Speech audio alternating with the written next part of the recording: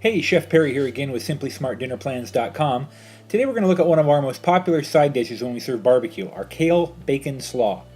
Now I love coleslaw, and I have several favorite recipes, but what I really like about using kale instead of cabbage is that unlike cabbage slaw, kale stays crunchy for a couple of days after it's mixed with the dressing, whereas cabbage starts to get pretty soggy pretty fast. Now the first thing we're going to do is remove the stems from about a half a head of curly kale. Next, we're going to take our chef's knife and cut it into long ribbons across the leaves. Just cut slow and steady and keep those fingers out of the way. Now, working a handful or two at a time, turn the kale about 90 degrees and chop it into rough squares. Next, let's grate 2 large peeled carrots. I like to do this on paper towels to keep my cutting board clean. Next, we need 1/2 of a fresh lemon and 1/2 of a fresh large navel orange.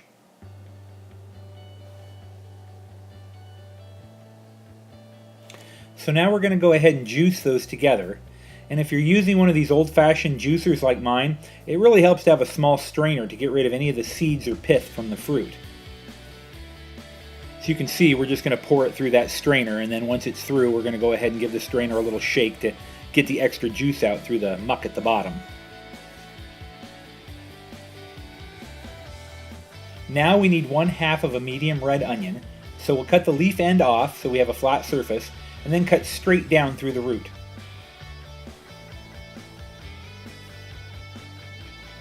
Next, peel off that tough outer skin all the way back to the root, and then just give it a quick twist to remove it completely.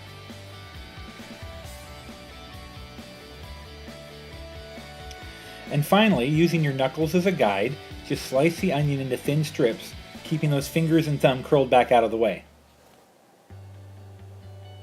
In a blender or just a measuring cup, combine the orange and lemon juice with 2 heaping tablespoons of mayonnaise and stir until smooth. Now add some salt and black pepper and give it another stir. By the way, I know this looks a little thin here. I went ahead and added more mayonnaise after the fact to bring it up to that 2 tablespoon total. Now we're going to dice some crispy cooked bacon.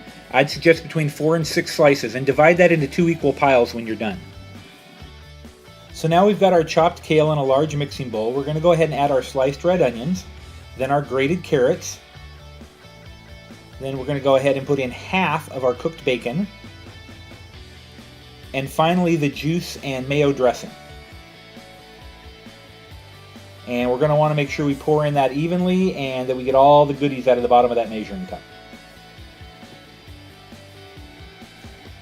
Now just grab a big wooden spoon and give it a good stir, get it all mixed up nice and evenly. So you can see I like to turn the bowl a quarter turn or so at a time. It just makes it a little easier to get everything combined.